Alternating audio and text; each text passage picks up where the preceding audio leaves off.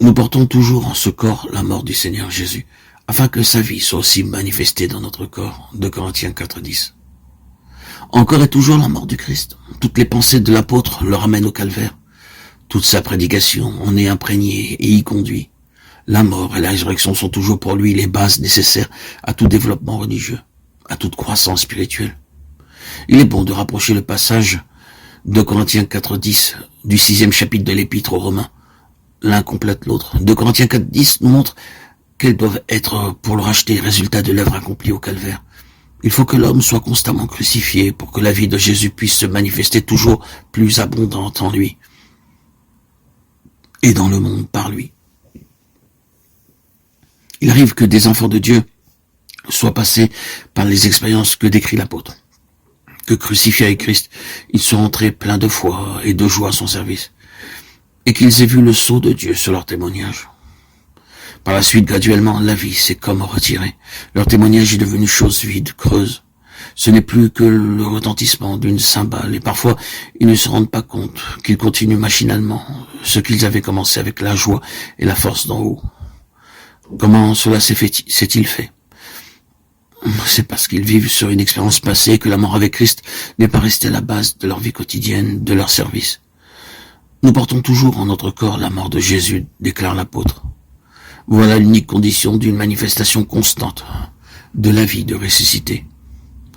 Le contexte montre qu'il doit y avoir une expérience permanente, que c'est à tout instant que nous devons porter la mort du Seigneur Jésus. Il nous explique aussi ce qu'elle est dans nos vies sur la croix. Le Christ est accablé de toutes parts, mais pas au-delà de ce qu'il peut supporter. Il est dans l'angoisse parce que le Père a voilé sa face, et dans sa douleur il s'écrie « Mon Dieu, pourquoi m'as-tu abandonné ?» Mais il ne se livre pas au désespoir. Toutes les puissances du mal l'assaillent.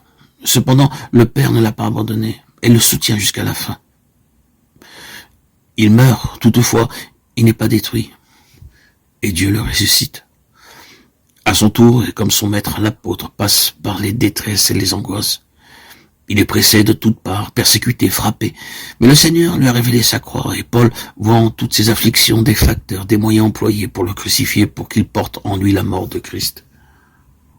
Et que la vie de Jésus puisse librement se manifester en son corps mortel.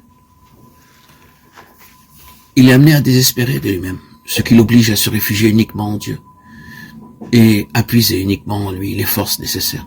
C'est ainsi qu'un Dieu tout sage agit avec ses enfants, pour les garder en sa dépendance, vaisseau vide d'eux-mêmes qu'il peut employer pour sa gloire.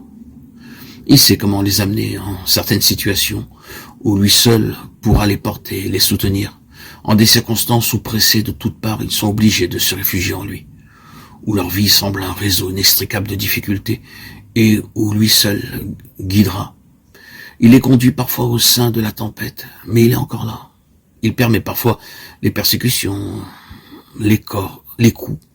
En apparence, tout se dresse contre ses enfants et cependant la vie de Jésus se manifeste en eux par une puissance d'endurance surhumaine à la gloire de sa grâce.